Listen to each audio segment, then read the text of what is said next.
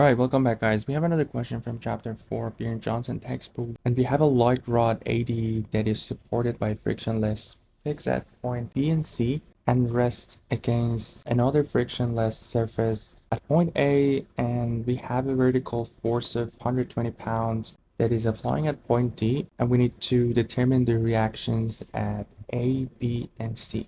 So as always, we're gonna start with the free body diagram. At point A, we have a frictionless wall, which means the only force that we have would be the normal force. So this will be our force A at this point. And we have another frictionless surface at point B, which means we have another normal force perpendicular to rod AD, and we have another point C, which is the other pick that we have in this question, and that means we have another normal force C. So we have some information for the angles. We know this angle is 30 degrees, and if we continue this force and this, we'll see we will have a right triangle, which means this angle in here is 60 degrees. And we're going to take another approach for our x and y direction. Since we see that two of the unknowns are in this direction that we can see perpendicular to the rod, we can consider our y in this direction, and this will be our x. So we are allowed to consider any x and y that we want to, and we usually pick it in a way that can help us to have less troubles with the angles and the directions. And since in here, if we want to go with the normal x and y, it might make our equation a little bit more complicated and we'll be engaged with more angles. It makes sense to go in this direction. And if that's the case, we're good to go with our equilibrium equations, which is sum of all forces equals 0 and sum of all moments equals 0. So looking at this, we can start with our fx, and let's see what we get for fx. And as we can see, this will be our positive direction for x. And what we have in here, so B or C don't have any x direction, but we have the direction for x component for A and the 120 pounds force. So if that angle is 30, this angle right here is 30 degrees, and we'll see that A cosine of 30 degrees would be the x component of A, and for the 120 pounds force, we will have, first of all, the x component is in this direction. This will be our y direction, so we have a negative sign since the force is in negative direction of x. We'll have cosine of 60 degrees equals 0, and we can see that the advantage of picking up this direction. So just going for our x equation, we can cancel out both unknowns of B and C, and we can find A, which will be 69.28 pounds, and the direction was this way. So now we can go and move on with our moment equations. We can go with either point B or C to cancel one of the unknowns. Let's do the moment about point B, counterclockwise positive as always.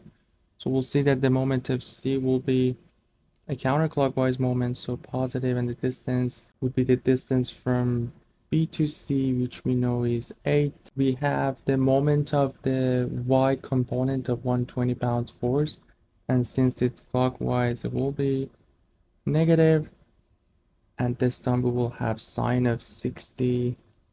For the y component, distance will be 8 plus 8. And so as we can see, the x component of the 120 pounds force won't make any moment.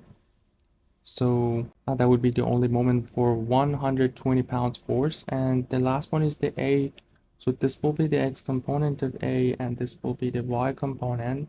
X component of A won't make any moment, but we have a moment of y component, and as we can see, this will be the direction for the moment, so counterclockwise positive. So we will have plus the y component of A this time will be A times sine of 30. So that's the force, and the distance will be what we have from B to A, which is 8. This will be equal to 0. We already found A from the previous part, and the only unknown in here is C. And if we do the calculation, we'll get C 173.2 pounds. And this was the direction. So the second unknown is done. There's only one left, and that would be C. And we are allowed to do either our sum of all forces in y direction, or we can do the moment about point C.